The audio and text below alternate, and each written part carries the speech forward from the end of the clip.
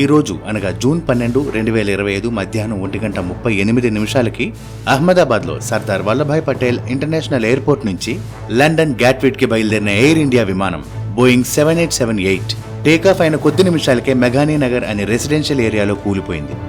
సుమారు 625 అడుగుల ఎత్తు నుంచి ఈ విమానం కూలిపోయిందని చెప్తున్నారు. అలాగే ప్రమాదం జరగడానికి ముందు మేడే కాల్ అంటే ఎమర్జెన్సీ మెసేజ్ కూడా పంపినట్టు రికార్డ్ అయింది.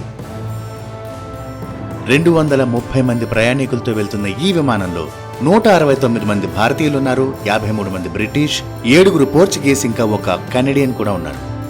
వీరితో పాటుగా 12 మంది సిబ్బందితో కలిపి మొత్తం 242 మంది ప్రయాణిస్తున్నారు. అయితే అంత పెద్ద మంట చెలరేగడానికి కారణం ఏంటంటే విమానం పూర్తిగా పెట్రోల్తో నిండి ఉండటం వల్ల అని చెప్తున్నారు.